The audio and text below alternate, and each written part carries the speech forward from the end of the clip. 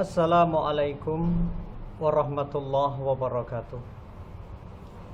Innal hamdalillah nahmaduhu wa nasta'inuhu wa nastaghfiruh wa na'udzu billahi min sururi anfusina wa min sayyiati a'malina.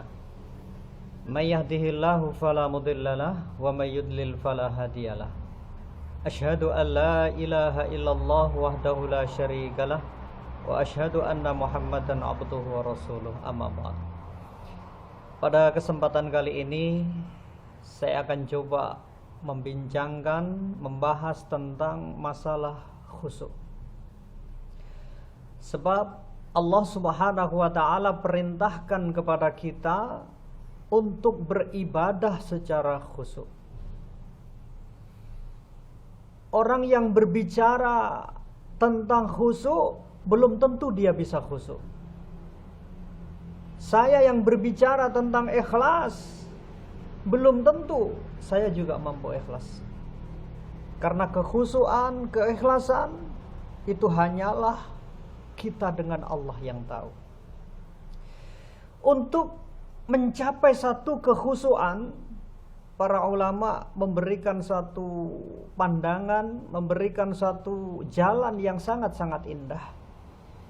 Bahwasanya orang yang mampu, orang yang pengen dia khusyuk di dalam sholat, maka selalu diawali dari wudhunya.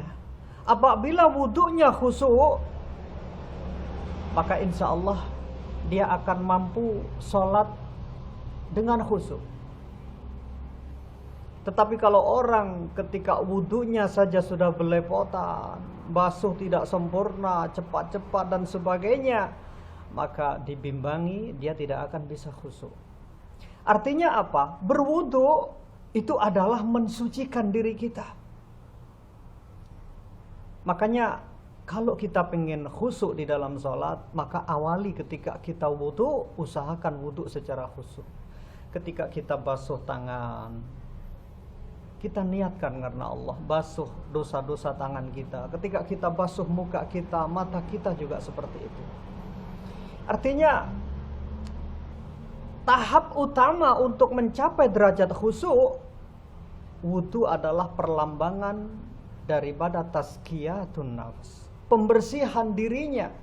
Orang yang hendak khusyuk, orang yang pengen khusyuk dalam ibadah, dalam sholatnya, maka mesti diawali dari tazkiyatun nafs, membersihkan dirinya dari unsur-unsur atau kepentingan-kepentingan selain Allah. Baru dia akan bisa khusyuk tunduk kepada Allah Rabbul Alamin. Orang yang melakukan dosa besar, dia akan sulit untuk khusyuk. Orang yang melakukan kesyirikan, orang yang punya ilmu khadam, orang yang punya percaya kepada jimat-jimat dan sebagainya, dia tidak akan khusyuk. Kenapa? Karena syaitan akan selalu mengganggu dirinya. Orang yang berzina sulit untuk khusyuk. Kenapa? Karena dia akan terus dipengaruhi oleh syaitan. Orang yang makan riba tidak akan khusyuk. Seorang suami yang menyia-nyiakan keluarganya, dia akan sulit khusyuk. Orang yang membuka auratnya di mana-mana, dia akan sulit untuk khusyuk. Kenapa?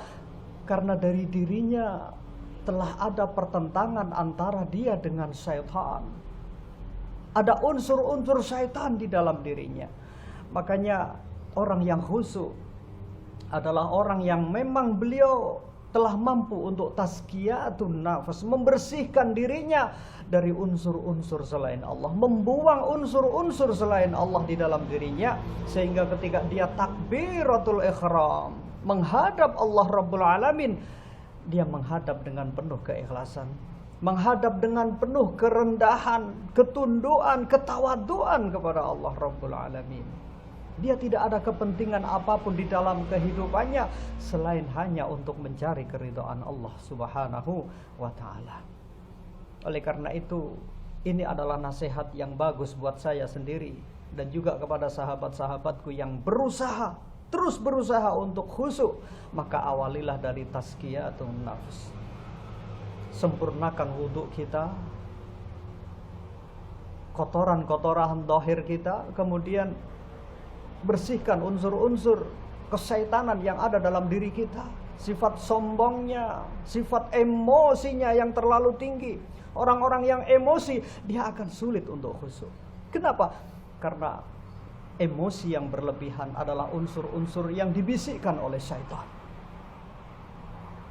Hanyalah orang-orang yang tazkiyatun nafs, mampu membersihkan dirinya, dia akan mampu menghadap Allah dalam batin yang benar-benar bersih, suci,